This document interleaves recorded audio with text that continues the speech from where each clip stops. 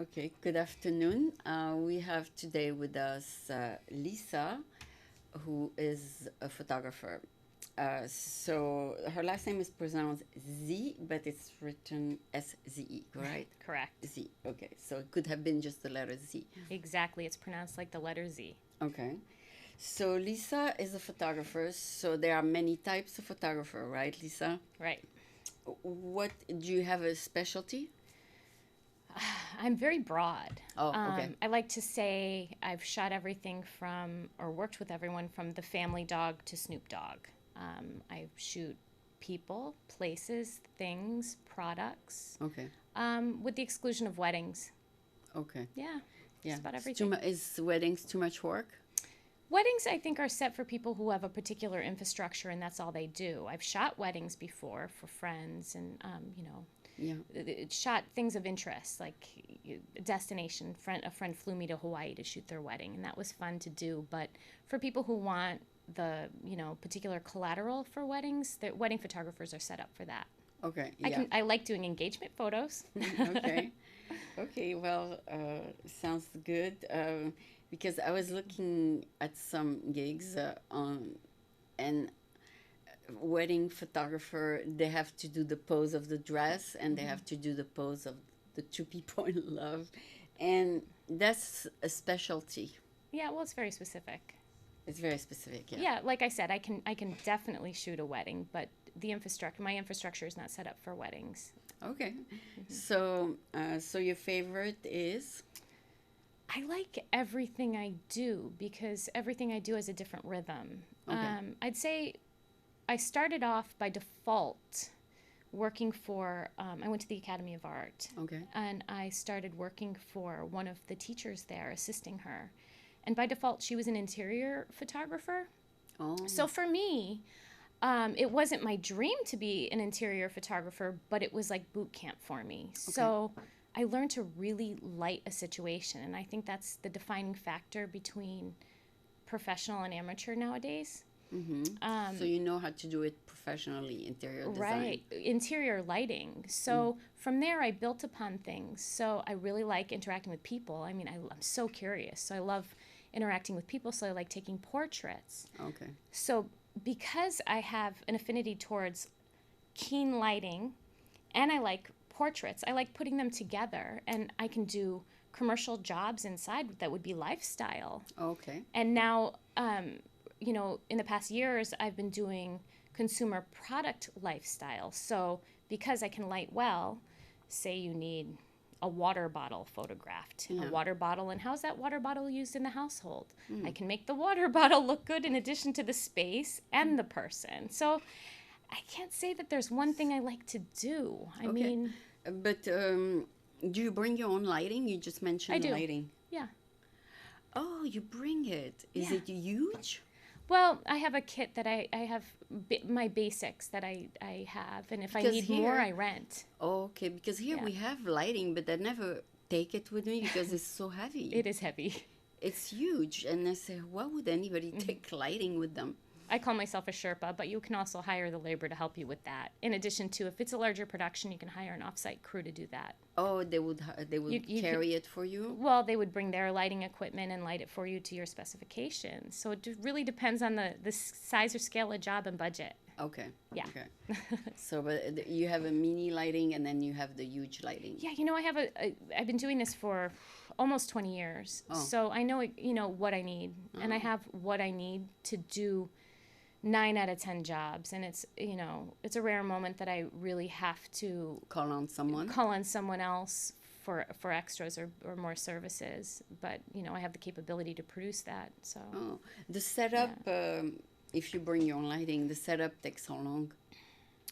on a basic job, say next week I'm photographing a retreat for executives that are coming in from all over the globe, and they've rented an Airbnb, and they need a little backdrop to do some professional headshots. That'll take me 20 minutes. And then they need to be photographed outside as well for environmental portraits. And that's little to no setup for me because I'm just using available resources. You mean Right. So I'll set up a natural- little studio, and then I'll do a little natural thing. and then natural lighting. Right. So it's or fill lighting, which is very minimal set up. Oh, okay, okay, Yeah, okay. so, but generally about 20 to 30 minutes. Oh, so if it is outdoors, you don't need lighting, do you? Well, I always like filling. I don't, I, even if we want to make it look as natural as possible, I'm still adding some bit of augmented lighting in it, even if it's just a tiny bit. Oh, Yeah, because I feel that there's always something that needs a little tiny enhancement. It's a rare moment that I don't use something. okay. Hmm. Just to make sure I the. like a glimmer in the eyes, Oh, I see. especially if it's a person. Um, Maybe if I'm doing wine bottles outside, I may not use lighting. And Okay. sometimes if I do it, it would be very On the minimal. glass, yeah. Yeah, minimal far away just to get a little pop in there. But yeah, I'd say 9 out of 10 times I am using some form of lighting. Okay, so Hmm. would you say it's an easy job or would you say it's a tough job? I would say it's a learned job, and I say that it's not an easy job because there's so many critical factors involved. It's a lot of problem solving, and oftentimes you're given very little information on what you're photographing or Oh, where, oh, and there's sometimes you don't even have something to preview to understand what you're facing. So you walk in and it's like it's a challenge, but it's fun for me. I love the challenge. Like that's oh. part of the fun in it for me. Yeah, sometime also someone shows up in the studio and the light and they're a little bit bald and so I have to put a little Exactly. powder. So you do the same? Oh, absolutely. I always bring powder with me. I mean, those are all learned things throughout the years that I think, someone who was younger wouldn't know. I mean, you don't always have a budget to have a hair and makeup person there, so I carry a kit with me all the time, You even carry if a it's little minimal. minimal, yeah, just Even if it's minimal. so it doesn't shine on the There's picture. always margin for error in that area. I mean, even if I'm photographing an interior, you have to troubleshoot reflections off of paintings on the wall, or say that there's something that you can't have later in that image because it's trademarked something on the wall. You have Yeah. to you know think about all of these issues ahead of time. Mm-hmm. Yeah, so I don't know. Some cameras you can add backlighting. Right. Uh, so I'm sure you have that feature on your camera in case there's not enough lighting in the room. I don't use the Backlighting. pre-automated stuff. I'm pretty much a manual shooter. Oh, okay. So you Yeah, do and I have. create what I need to create with what I have, the tools I have. Okay. Hmm. So when you use your camera, you put it on automatic, I put it on manual. manual. Okay. Yeah. Sometimes when I'm outside doing portraits like of children, Yeah.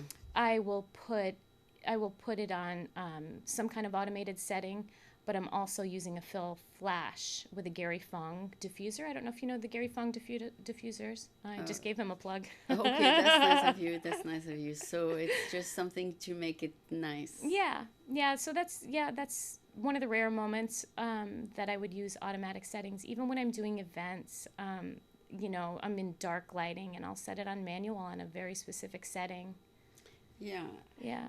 I've seen someone outside of Salesforce taking portraits, but she was not doing it with the tripod. So Hmm. you can take very good portraits without a tripod I then. rarely use a tripod unless Oh, I you have don't to. either. Okay. No, I mean, I think recently I used a tripod. I was shooting a conference Okay. from the back of the room with a That very makes long sense. lens, Yeah, that makes which is sense. exhausting on my arms, and it's Yeah. very specific. I only was working within like a 4 foot range, Oh, okay, okay. and it was very dark lighting. It was actually, there was film lighting happening, so it was, I had to have a high ISO. Oh, okay, okay. So Yeah. at that point, you decided to use your tripod, Yeah. and then they ask you several shots of the conference You have the people speaking. speaking. Yeah. Okay. Yeah, and when I And shoot interiors, I'm always shooting on a tripod or anything that's still life, any product shots, like shoot wine bottles, technology devices, it's all tripod. and you go wine bottles. You mean you go all the way to the Napa Valley, or you do it here? Well, it really depends on the client. I really like going up to wine country to do the jobs there. So Yeah. sometimes if I'm doing marketing collateral for a winery, I'll do a lot of their advertising work in different areas of the winery or vineyards. Yeah. And then on the side, I'll set up a little mini studio and photograph their wine bottles. But I have a relationship with many of the wineries where they Okay. just ship them to me. Do Which you is know? also a bonus too because I get the cases of wine. Oh, okay. Do you know about 10 wineries got wiped out during the I fire? know, it's so sad. I keep checking the list. You did? I keep Me checking the too. list. I Yeah. was looking for the French one, Claude Duval, but it's Yeah, not not yet. affected. Yeah. No, he's far away in Napa. Many, many, many, many wineries. It's Yeah. sad. So you check if one of the Yeah, one you know. of course, I would like to send messages to them. Okay. Yeah, yeah. Hopefully none of the people you know got affected. Well, everyone, I'm certain that there's someone affected. Something. Yeah. Yeah. So I'm sure they have to start if they're those who got affected the most, then they need to start from scratch again. I know. It'll take 5 years, right? Yeah. Well. Yeah. Yeah. I just read in the paper today that even though for the people who got saved, even though they have non-perishable food, they cannot eat it because it's contaminated. So Oh, everybody jeez. has to buy real food. I mean, a new food. I hadn't even thought about that. Yeah. Wow. So they were told not to eat even the non-perishables. Wow. So I don't know. Do you plan on driving there anytime soon? No, no time soon. I know. I had the opportunity to drive up to Mendocino, and I just thought I can't drive up 101 right now. It's too sad. Right now, the FEMA is looking everywhere for survivors, and there's 460 people missing. So Sad. anyway, to go back to you, if you had to choose a photographer, what would you do? How would you start looking for a good one for yourself? For myself, Yeah, yes. If you had to choose one for yourself, what would be the key point where you say that's the one I want? it would be someone who is just interested in knowing me. Oh, okay. If it was for a portrait, Yeah. yeah, someone who is curious and very down to earth and laid back. I mean, like how we're having a communication right now. Okay, so Yeah. so you wouldn't look necessarily. I would look at their work as well Okay, to see if yeah. it was in alignment with what I was looking for. It really depends. If I wanted an image of myself for my my own marketing reasons, then it would have to go with my style, I'd say. Yeah, because your website shows different types of photography. Right. So no matter what job the person wants, they're gonna find a sample there, Right. right? Yeah, there's something for everyone there. It's a little bit of a generalist at this point, but it is also almost 20 years of working, Yeah. So I mean, after 20 years, I've touched Can a I lot show of the industries. picture of Schultz? Sure. All right, let me see if I can put it here. Sure. Oh, Oh, where is he? Okay. Let me get him and then we will show it. yeah, I would go to the bottom, How can it disappear? in the middle. I thought he was already up, or else I wouldn't have done that. Okay, here he is. All right. So now we're gonna show him.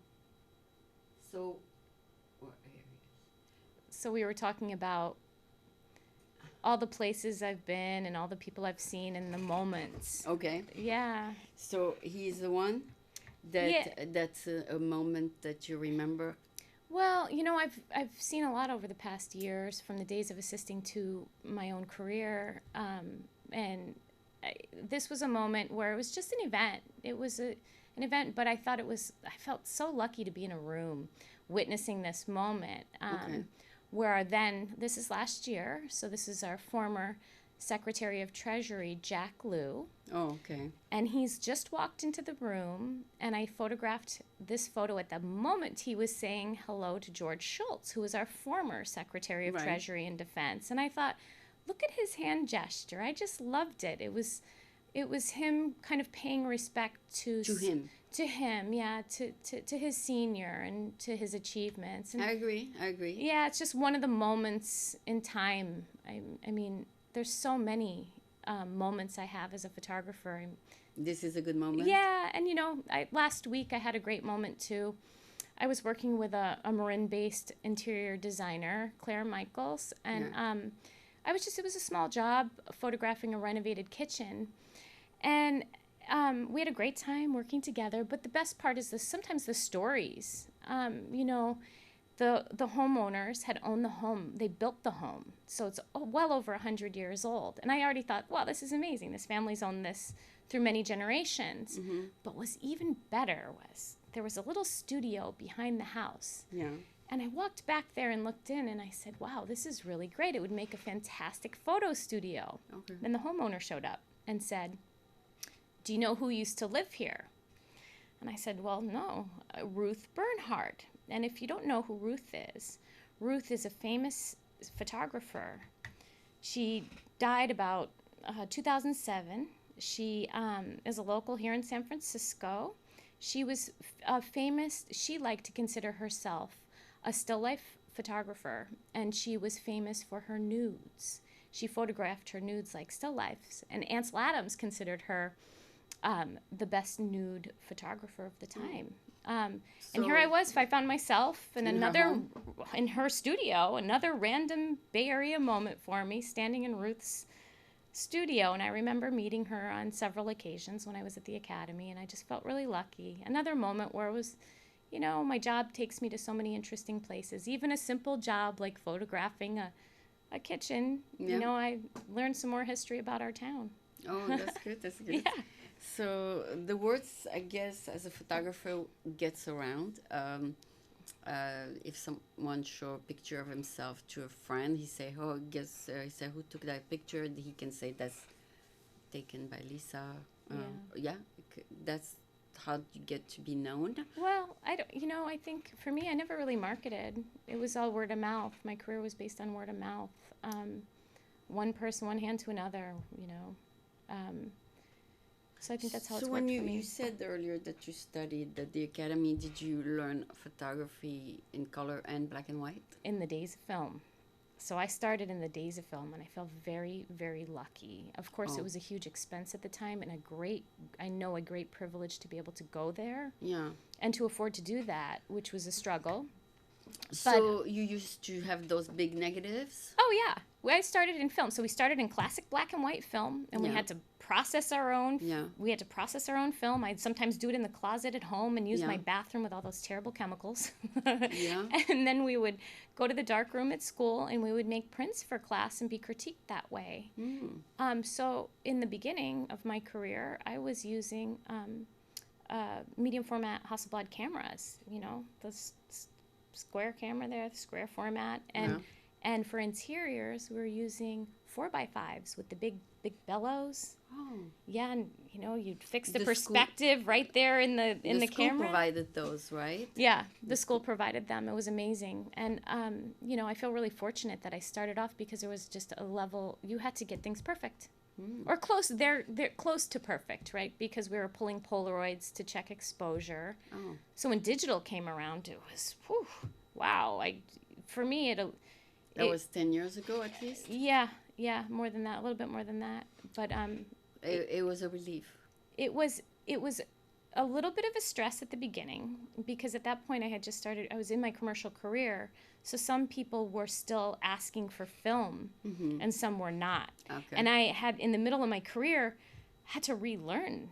Relearn everything. Oh, because now you edit on your computer. It was all different, but I have to tell you that it felt really good to know that the image was there once digital came around, because I used to be a ball of nerves in my early career, wondering if I got that great exposure, because we used to have to do snip tests. Oh. We would take our film to the lab, and they would cut off a part of the roll and base it on the test there, and then you would have to look at the test to determine how you were going to run the rest of your film. So it was more expensive to do a portrait in those days. Oh, way more expensive. I think, geez, I charged for a child's portrait 3 times the amount that I do now. Oh, okay. Yeah, just because of the cost of, you know. Oh, yeah, processing. Film and processing. Here. Printing. Yes. Here you make a mistake, you click delete. Delete, yeah. And you want to edit, you go to iPhoto. Right. Right, yeah. I remember when Instagram came about, I didn't look at it for 1 year, all of their filters. Yeah. I remember back when, I'm not that old, but creating that filter effect through science and play, right? So these filters that you can put on for your, these filters on Instagram, we created on our own. we would take certain films, like a tungsten film, and we would cross-process it in color, regular color. So we would use tungsten negative film and cross-process it in regular color print chemistry. And then you'd come up with ways you exposed it to get a certain effect. And then I thought, oh, Instagram came out, and all of a sudden you pressed a button, and there it is, you know. Oh, special effects is right. instant. So exactly. So the style that you had created is now Instant. So I was a little Same grumpy. as 3D. You can do a video in 3D Right. by pushing a button. Yeah. And you don't have to do any work. The whole video would be 3D. Right. Isn't that wonderful? Yeah. Well, now I've embraced it all. You know, there's some wonderful apps out there and wonderful effects. And if you're, you know, if you want to play, you could still do the layered effect on things. So. Wow. Yeah. You have done 3D? No. No. Okay. No. Have you ever tried the photojournalism? No. Well, I mean, I'd say something like this. Like the one is there's a little bit of journalism in there. Did you publish it? This was published, yeah. Oh, okay, yeah. okay. Oh, yeah. These are things that I was hired to do. So in this particular shoot that we were talking about with the former Secretary of Treasury, so I was there with the whole press mob. Okay. Right. I thought it was for your own fun. No. I don't. It's a rare moment that I just do that for fun. I wouldn't do that for fun. Okay, so you did it takes because special permission. Okay. Yeah. So I had special permission to be in that room Okay. with them. That was cleared way ahead of time because this was government. Yeah, and that was a hired job. No, because I did videotape shorts at the Marriott, and I just got in as press. And Yeah. then there was a platform where everybody had a video camera. Oh, got it. You have a press badge. Probably that's how Yeah. I got in. Yeah. Yeah. Or maybe, I don't know, that's probably how I got in, yeah. Because all the Gorbachev was there, and I still have the video on VHS. But to tell you that sometimes you don't need to be paid for a job to tape celebrities. You just need the press pass. Sure. As a working mom raising a child in San Francisco, just about everything I've done over the past years has been for fee. Oh, okay. So in that I think I'll get a break soon and I'll be able to play more. Okay. But in that case, who paid, the old secretary or the new secretary? Oh, no. This was this was my client who was hosting the event. Ah, okay. Yeah, the client who was hosting. It was a conference. Okay. Yeah, North Korea, I believe. Really? Yeah. You mean he was here in San Francisco? There was a bunch of people, panelists brought in to discuss a said topic. I forgot which topic it was. It could have been North Korea, if I'm correct. Yeah, because when I taped him, he was already very old, so he must be almost 100 now. I don't know. Oh, yeah, George 90 something. He's an older gentleman. Wow, it's amazing he's still alive because he's so tall, and usually tall people don't live that long. Like De Gaulle, our previous president. But anyway, to go back to you and to your profession, what are the advantages and the setback of being a photographer? The advantages are it's been such a creative, fun life. I'm curious. Oh. I am unbelievably curious, and I don't think I could be held back to a conventional career. Yeah. My spirit would be squashed. So the positive of that is that it's allowed me to feed my curiosity, and it's allowed me to be playful in a structured manner and to co-create too and work with other people, but always with different teams. Okay. So it's always changing the dynamic of life, which is, again, part of my curiosity. And what's good about photographers, they are their own directors as opposed to videographers who are directed by a director. Sure. But there's sometimes I'm directed. And, you and that's, are directed? But sometimes, but that's fun too. Oh, okay. You know, like I said, it's never the same.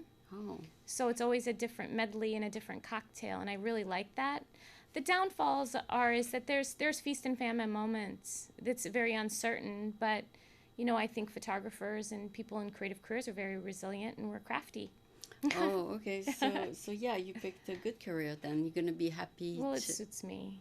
Huh? It suits me. Oh, good. I'm glad. Yeah. I mean, some people do it by they just find themselves doing it Right. because they're part of a team, and all of a sudden they become a photographer. Yeah. But in your case, you chose it. I did. I chose it and I stuck with it. And now I'm at the point in my career where I'd like to give back. So, I started an educational program, and I love working with teen girls. Okay. Yeah. So you teach them a little bit? So I, over the past few years, have been hosting summer day camps here in the city, and I work with a small group of teen girls. And what happened to the boys? They just watch? No boys. I decided to keep it all girls so we could keep it focused. Teenagers are already a little distracted. So. Oh, it's not the classroom. No, my classroom is the city. I take them out, and we explore and do experientials all over the city. No, but I mean, it's not a classroom of boys and girls. No. How do you pick out of the classroom just the girls? Well, I've just marketed it to girls. Okay. I'm not going to exclude the boys in the future, but right now it's just been girls so far. Okay. So you say camp for girls. Yeah. It goes in the schools. No, it's not in the schools. They come to my house. Yeah, my home office. Studio. No, the advertising go to a school to tell them that you're offering the program. Yeah. And then maybe there's a man offering boys photography. Well, I don't know. Oh, you don't know? Okay. I don't know. No.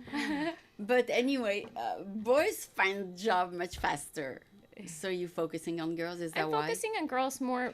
My idea behind this is we're in a media age where everything is photos are thrown at you quickly, and if you didn't, I don't know if you've been around teenagers lately, but that's all they do is they sit there take pictures, selfies, and I talk more about values. It's not just about taking pictures. It's like, why are you taking these pictures? What are you getting out of this? Oh, okay. Make them question their privilege as well. Like, understand that some more while they're young, and it's a pretty key time. And I just really like working with them and understanding them. I don't preach. I just listen, and I navigate them, and also I present them with a whole medley of different areas of photography to explore.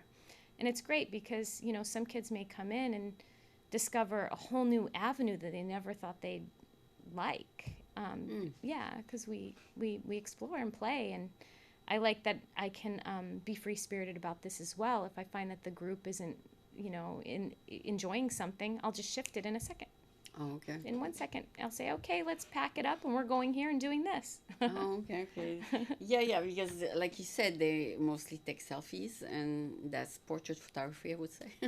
But then to take something else that's a little going outside their comfort zone, right? Comfort zone, probably. Yeah, I like the idea of pushing them outside their boundaries, and also to understand the difference between subjectifying and objectifying, and knowing what it feels like to be in my spot right now. You're interviewing me. Normally, I would be photographing someone and asking things of them. So putting people in different positions to understand what it feels like. Yeah, so before you take the photo, you ask the person, what do you want to be looking like in that picture? Yeah, or just teach them to interact and engage. And maybe that isn't the place that they should be. Maybe they may not find themselves to be a portrait photographer. Maybe they'd find themselves more suited to doing still lives, fine art. You never know. Yeah, surfing on the exactly, ocean. Sports. And I do take them out to the beach too. And we work out. We do experientials at the beach and dealing with water and element and sports. Oh, wow. Yeah. That's a lot of fun. fun. This is what I'm working on right now. And this summer, hopefully, I'm launching my first overnight, week-long camp in Hawaii. Oh, you're taking them on an airplane? Yes. Oh. Yes. Ambitious, right? It's a little bit ambitious. The parents have to write the check for the airplane? Yeah. Oh, okay. Yeah. Okay. Well, many kids travel abroad in the summertime. So they may as well take a week to Hawaii? Yeah, Hawaii too. That's nice. If they're really into photography, I wouldn't think. Actually, it's a combined vacation for them, right? Right. And it wouldn't be just photography. The camp in Hawaii will be adventure and photography. I mean, you can't teach photography all day to a bunch of teenagers. Oh, so you do that in conjunction with another program where? Well, I'm creating my own program. Like, we go snorkeling for part of the day, or paddle boarding, or surfing, or hiking. Nice. And there'll be some kind of experiential every day that has to do with photography, but not the whole day. Ah, so are you searching for the perfect girl for your son? He may be the only boy at the camp. Yeah, that's what I thought. He may be my employee for the first round. Yeah, he might be the helper. Yeah, he may. He's the really good at it. He's been doing it since he was little. Oh, good. That's good. I'm sure he'll find the Mrs. right there. I mean, or at least a girlfriend there. Okay, so yeah, you have a very beautiful boy. So he's probably going to be a photographer, no? He likes it? He's taking photography in school right now. Oh. Yeah, but yeah, he does. He likes. He's got a good eye. He's got a good eye for styling. He's Okay. very good at that. I always ask his advice. I'm like, oh, what do you think about this or that? When when I'm producing a shoot and I need, he's there to ask questions. So That's awesome. yeah, and he's come shopping with me a few times when I had to do some styling on my own. Oh. Yeah, but we'll see. I don't know if he'll be a photographer. Yeah, No. he has time to decide. Yeah. Yeah. He's young. Yeah, and these girls that are going to be in the camp, they decided they want to do it? I don't have the clients for this next round, but last year a parent did ask if I would take the kids abroad, and that's what kind of sparked it. One of the parents asked if I would take the girls to Paris. Mm-hmm. And I thought, okay, well, this is interesting. That sounds like a great idea. And that was early enough for me to produce it. But then the Paris bombings happened. Oh. And we weren't going to do that. And then a month later, they proposed Italy. And at that point, I had to say no. Because I like doing things. Is it too dangerous? No, I like to do things correctly. And I just didn't have enough time to produce it. So I've been working on producing Hawaii for quite some time now.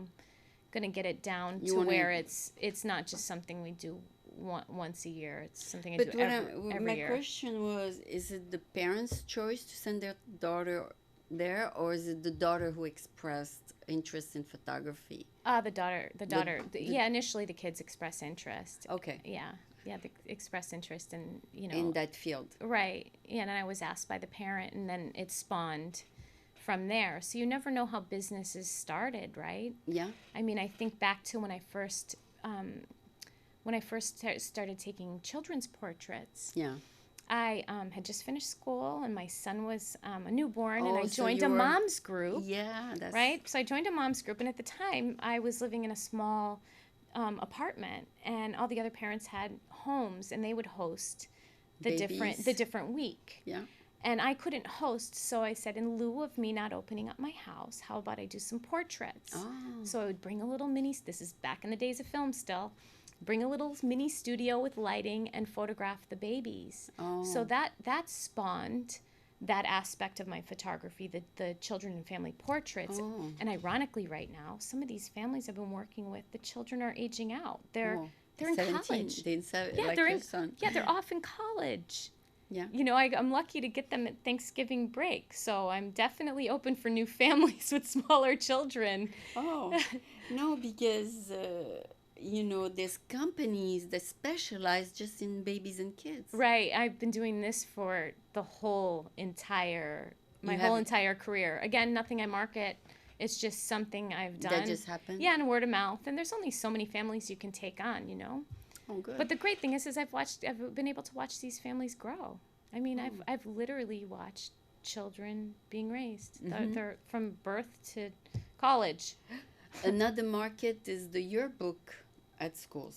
I don't do that. No, that's no. not. You No, don't go there. that's another infrastructure. Yeah. Like not dissimilar to weddings, it's a particular business model. Yeah, it's one after the other kind of thing. I would be open to doing that, sure, but it's, there's many companies out there that just do that. Yes, they That's go what they're- school to school to school to school. Yeah. Okay. Yeah. But if it was a smaller school, I could easily accommodate that. you know. Okay. Yeah, but it's a little bit industrial because It is very industrial. next is one after the other kind of thing. Yeah. Then First grade, second grade, third grade. Right, right. Get it all done in one day. I Okay. was asked to do this many times in the Ah. past, and I declined for some of the independent schools in town. Too much pictures. Too Well, many. it's an infrastructure, and you have to do the school IDs, and you have to make sure the coding is correct for each child. And then you sell them a set. Yeah, I mean, the large, the small, the right.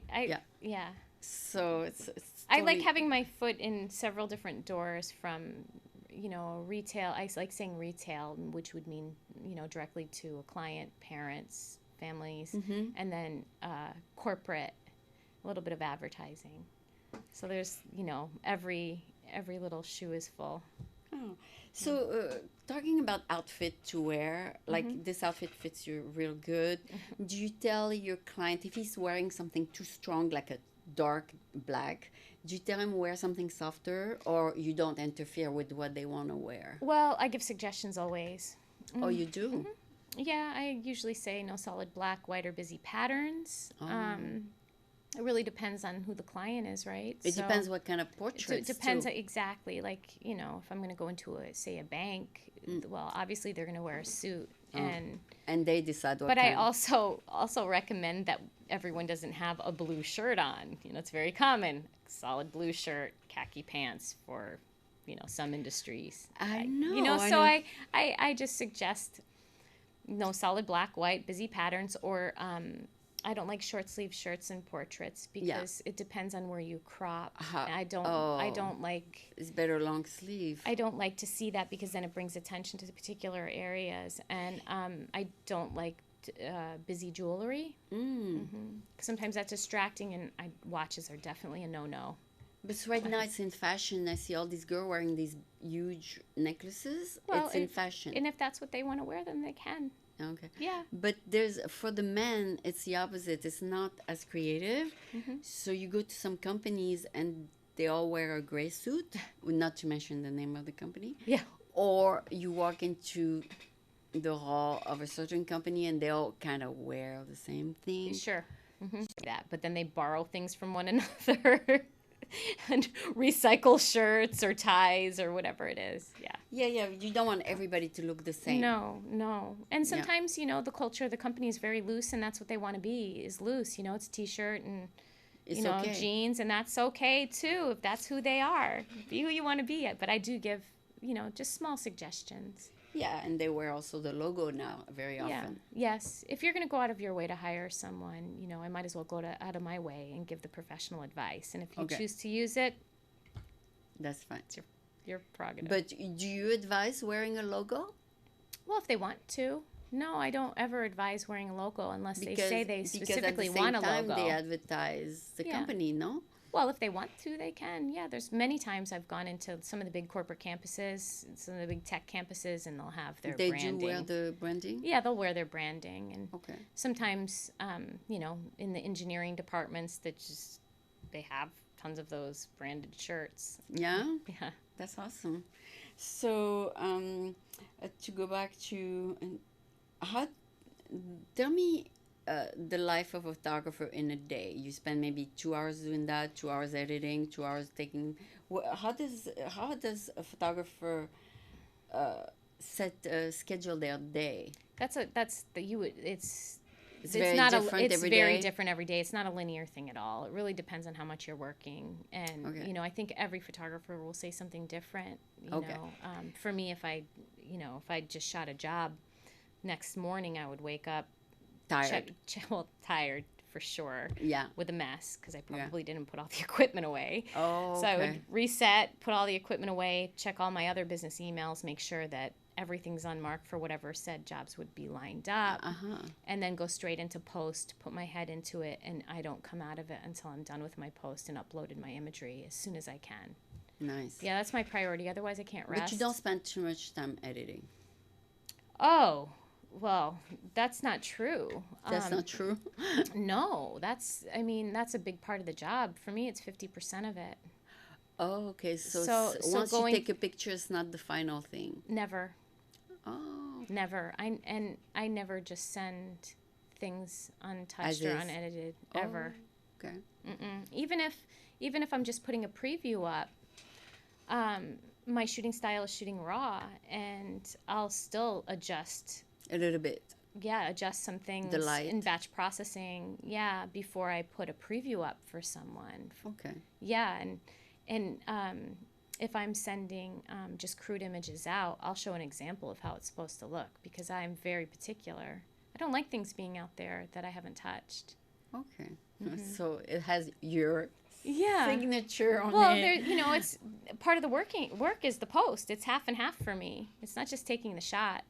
Okay. The lighting and the shooting are 25-25, and I feel like the rest is post. It's you. It's me. Yeah. So if I go to your website, these pictures have been retouched. Oh yeah. Oh. Yeah. Okay. Oh yeah. Okay, so let's see Mac Mini. Some of the pictures here. Mhm. Everything. So these pictures, let's get to Even if it's subtle, even if it's like go to the top, even if it's just someone's eyeballs. Oh. I'll whiten eyeballs or Okay. sharpen eyes or diffuse something. Everything, it's like painting to me. Wow. Or throwing a vignette on. Color correcting. So this is not just a shot. You did something to it? Absolutely. Yeah? Yeah, that's a reverse vignette. There, you're talking about the wine bottle? No, this one. That one right there, that's just color corrected. There wasn't much that I did to that. Okay. Yeah. Okay, but the wine definitely was corrected. I would call it enhanced rather than corrected. Okay, enhanced. Yeah, because all of the images could stand on their own without retouching, but that's my working style is to play with it, to accentuate things. Oh, okay. Yeah, and also, get rid of dust and scratches, like the shot next to it of the steering wheel. Yeah. Yeah, I mean, there was, it wasn't a perfect yeah. interior. There's dust. I'm not going to let a speck of dust go by without touching it. Got it. Yeah, I mean, I magnify these things greatly. Which software do you use? I use Photoshop, Lightroom. Oh, you do use On Photoshop? One, DxO. I have a laundry list. Sometimes some images will go through 3 or 4 different programs. Wow. Mm-hmm. So is it true that with Photoshop you can make someone fat look thin? That's not true? It is true. It is true. Yeah, and in my camp I show the girls this, how unrealistic things are. Oh, so they know that what they see in magazine is not the truth. It's not the truth, yeah. Oh, okay. Mm-hmm. It's funny that you can do so much with your computer. You can do just about infinitely anything. You can enhance the color of the eyes too. Oh, yeah.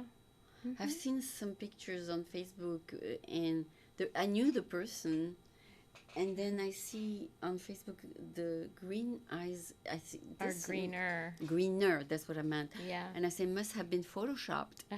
Okay, so it's okay to show yourself and super enhanced. I mean, it's not the real you. If you do a portrait and somebody enhance. Well, all I do is, small stuff.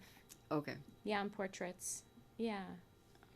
Just in, brighten eyes, meaning, make the whites of the eyes a little brighter. Oh, okay. Soften skin complexion, but I don't like taking away the character of a person. Oh. That's just, to me, not right. And if someone's going to hire me, they're going to look at the work that I do and hire me based on that. And if we're a match, we're a match. Oh, okay. Yeah. Okay, so it's the same actually with videos. You can enhance the background lighting. Sure. And, but it takes time. I mean, you got to find the time, I guess. Right. Well, it's built into your what your cost of doing business is, right? Okay. Right. So if it's not built in, then you're not going to find the time to do that. But if your fee is reflective of that. Okay, if they ask you to edit, you do. If they ask you raw, you do raw. Yeah. Well, I'm not a big fan of giving raws away. Just submitting raws. Yeah. It's a little bit. I'm a little bit in conflict with that because that's the. So you do ask for a little bit of time for the retouch. Yeah. Well, it's just a given. Okay. Yeah, it's just a given that it's gonna take a little bit of time, but it's not too much time. My turnover is pretty quick. Oh, good. Okay. It's not a huge cost to the customer. No, no, No. it's all. I'm pretty. The way I format things, it's all encompassed. Okay, that sounds Yeah, good. yeah. So yeah, this is sounds like a very good profession, and now that we all digital, you can keep it all on the hard drive, I guess. 4, 5. What do I have? 4 or 5 terabytes. Oh my God. I know, Oh, but that's so, nothing for a videographer. oh yeah, I have maybe Yeah, 20,000. Okay. exactly. But for a photographer, It's a lot. it's a lot. Okay, so anyway, so Lisa, if people want to see, it's lisaz.com. Yeah, my website is lisaz.com, SZE.com. Okay. Do they need to send you text or call you? My contact information is there. I do answer the telephone. Oh, you do? I'm phone friendly. Oh, okay. Yep. So you could call me, email me, text me. Okay. I'll respond to all. So after speaking to you for how long? Like 45 minutes? You told me that you did children, adults, a little bit of news, a little bit of interior. So there's a big array of things. And Yeah. plus you teach. Now Yeah. you want to be a mentor. Yeah. Yeah. And then those girls, they can take more classes with you later on in life. Oh, absolutely. And I'm open to hand tailoring. Also, any kind of workshop, photography workshop. Okay. If anyone wants to reach out and create something of interest. No, because I did take Yeah. photography like over 30 years ago. So if I want to retouch on it, I can talk to you. Oh yeah, I don't do that often, but once in a while I do. Okay, Yeah, just to see where I'm missing something. All right, so thank you so much. Thanks for having me. No, it's my pleasure. We did our 46 minutes now, so you pretty much did explain what this profession is about.